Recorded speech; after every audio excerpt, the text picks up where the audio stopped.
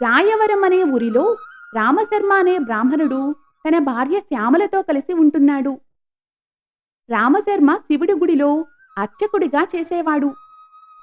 అలాగే ఆ చుట్టుపక్కల గ్రామాల్లో ఎలాంటి శుభకార్యాలు గాని పూజలు గాని జరిగితే అందరూ రామశర్మను పౌరోహిత్యం కోసం పిలిచేవాళ్ళు. ఒకరోజు రామశర్మ గుడి నుండి వస్తుండగా పొరుగురు సర్పంచు అయిన భూపతిరాజు కనిపించి, అయ్యా రామశర్మ గారు, రేపు సాయంత్రం నా కుమార్తె వివాహం నిశ్చయమైంది. మీ చేతుల మీదుగా జరిపించిన ఎలాంటి శుభకార్యమైనా పరిపూర్ణంగా ఉంటుందని ఈ చుట్టుపక్కల గ్రామాల ప్రజల నమ్మకం. అందుకే నా కుమార్తె పెళ్లి వేడుకను కూడా మీరే జరిపించాలన్నది మా కోరిక. మీరు కాదనరన్న నమ్మకంతో ఇంత దూరం మిమ్మల్ని వెతుక్కుంటూ వచ్చాను. అయ్యా భూపతి గారు, మీరింతలా అడగాలా? రేపు నేను తప్పకుండా వచ్చి మీ అమ్మాయి పెళ్లి తంతును పూర్తి చేస్తాను. మీరు నిశ్చింతగా వెళ్ళిరండి. ఆ మహాదేవుడి ఆశీస్సులు మీకు ఎల్లప్పుడూ ఉంటాయి. అని చెప్పి రామశర్మ ఇంటికి వెళ్ళాడు. ఆ మరుసటి రోజు రామశర్మ భూపతిరాజు ఇంటికి వెళ్లి వాళ్ల కుమార్తె పెళ్లి తంతు పూర్తి చేశాడు. దాంతో భూపతిరాజు తృప్తి చెంది రామశర్మకు దక్షిణతో పాటు కొన్ని భక్ష్యాలను కూడా ఇచ్చాడు. రామశర్మ వాటిని ఒక సంచిలో పెట్టుకుని తిరిగి తన గ్రామానికి బయలుదేరాడు.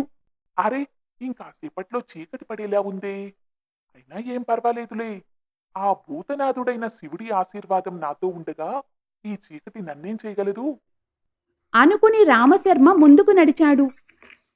కొంత దూరం వెళ్ళాక పెద్ద చింత చెట్టు దగ్గర ఒక దెయ్యం ప్రత్యక్షమై, ఒరేయ్, నువ్వు సరైన సమయానికే వచ్చావు.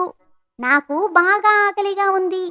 ఇప్పుడే నిన్ను తిని నా ఆకలి తీర్చుకుంటాను అంటుంది. అందుకు రామశర్మ ఎటువంటి భయం లేకుండా ఆ దెయ్యంతో, చూడు దెయ్యమా, ఎప్పుడూ నువ్వు నరమాంసాన్నే కదా తింటావు. కానీ ఈసారి ఈ సంచిలోని భక్ష్యాలను రుచి చూడు. వీటి రుచి ముందు ఆ మాంసపు రుచి ఎంత మాత్రమూ సరిపోదు. అవునా? అయితే ఇలా ఇవ్వు, రుచి చూసి చెప్తాను అంటుంది. దాంతో రామశర్మ సంచిలో నుండి ఒక లడ్డూ తీసి ఆ దెయ్యం చేతిలో పెట్టాడు. దెయ్యం ఆ లడ్డూ రుచి చూసి, అవును రోయ్, నువ్వు చెప్పింది నిజమే. దీని రుచి చాలా బాగుంది. నాకు ఇంకొన్ని కావాలి. ఇదిగో, ఈ సంచి నిండుగా అవే ఉన్నాయి. వీటిని కూడా నువ్వే తిను. అని రామశర్మ ఆ సంచిని దెయ్యానికిచ్చాడు.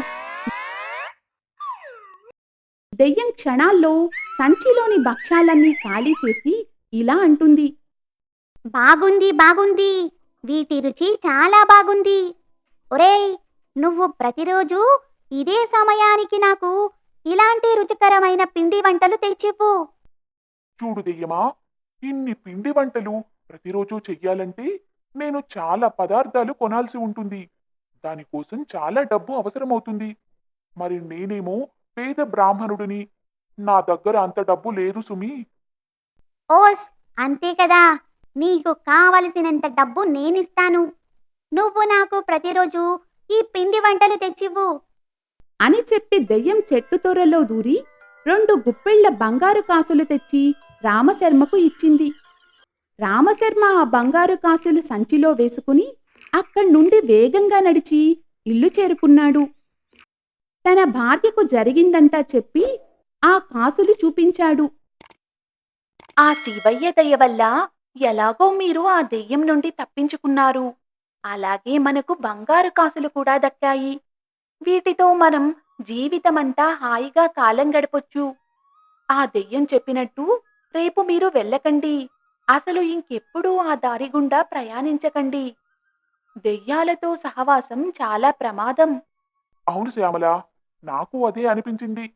దొరికిన దాంతో తృప్తి పడదాం. అన్నాడు. అలా వాళ్ళు మాట్లాడుతుండగా శ్యామల కోసం వచ్చిన పక్కింటి సుశీల వాళ్ళ మాటలు విని పరుగున ఇంటికి వెళ్ళి తన భర్త రామయ్యకు విషయం చెప్పింది. చూశారా, ఇంత సులువుగా 2 గుప్పెళ్ల బంగారు కాసులు వస్తుంటే ఆ రామశర్మకు వద్దట. వాళ్ళు వద్దనుకుంటే మనం వెళ్ళి ఆ బంగారు కాసులు తెచ్చుకుందాం. నేను రేపు రుచికరంగా మంచి పిండి వంటలు చేస్తాను. రాత్రికి మీరు వెళ్ళి ఆ దెయ్యానికి వాటిని పెట్టి బంగారం తెద్దురు కాని.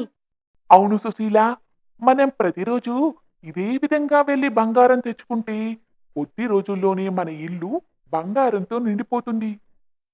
అని వాళ్ళు ఎంతో సంబరపడ్డారు. మరుసటి రోజు అనుకున్నట్టుగాని సుశీల పిండి వంటలు తయారు చేసి వాటిని ఒక సంచిలో పెట్టి రామయ్యకు ఇచ్చింది. ఇదిగో చీకటి పడింది. ఆలస్యమైతే ఆ దెయ్యం వెళ్ళిపోతుందో ఏమో. త్వరగా వెళ్ళి ఆ దెయ్యంకు వీటిని ఇచ్చి బంగారు కాసులు తెండి. ఆ ఆ, ఇదిగో వెళ్తున్నాను. అని చెప్పి రామయ్య ఆ పెద్ద చింత చెట్టు దగ్గరకు వెళ్ళాడు. కొన్ని క్షణాల్లోనే దెయ్యం రామయ్య ముందుకు వచ్చి పెద్దగా ఏయ్, పిండి వంటలు తెచ్చావా? అని అడిగింది. దెయ్యాన్ని చూసి రామయ్య భయపడుతూనే ఆ పిండి వంటలున్న సంచిని ఇచ్చాడు. దెయ్యం వాటన్నింటినీ తిని చెట్టు త్వరలోకి వెళ్ళి 2 గుప్పెళ్ల బంగారు కాసులు తెచ్చి రామయ్యకు ఇచ్చి ఇలా చెప్పింది. ఆ, రోజు ఇలానే పిండి వంటలు తీసుకురా. సరే దెయ్యం గారు, అలాగే తెస్తాను. ఇప్పుడిక నేను వెళ్తాను. అని చెప్పి రామయ్య అక్కడ్నుండి త్వరగా నడిచి ఇల్లు చేరుకున్నాడు. తన భార్యకు బంగారం చూపిస్తూ ఇది మంచి వ్యాపారమే కాని ప్రతిరోజు ఆ దెయ్యం దగ్గరకు వెళ్ళాలంటే గుండె దడగా ఉందే. అని చెప్పాడు. రామయ్య భార్య కొంత సమయం ఆలోచించి అన్నట్టు ఆ దెయ్యం బంగారాన్ని చింత చెట్టు తొర్ర నుండి తెస్తుందని చెప్పారు కదా. అయితే రేపు పొద్దున్నే చెట్టు దగ్గరకు వెళ్ళి తొర్రలో ఉండే బంగారం మొత్తం తెచ్చుకుంటే సరిపోతుంది. మళ్ళీ ఆ దెయ్యం దగ్గరకు వెళ్ళాల్సిన పని ఉండదు. అవునే, నీ ఆలోచన చాలా బాగుంది. నేను రేపు పొద్దున్నే వెళ్ళి ఆ త్వరలో ఉండే బంగారం మొత్తం తెస్తాను. అని చెప్పాడు. అలా తెల్లవారగాని రామయ్య గొడ్డలి తీసుకుని ఆ చింత చెట్టు దగ్గరకు వెళ్ళాడు.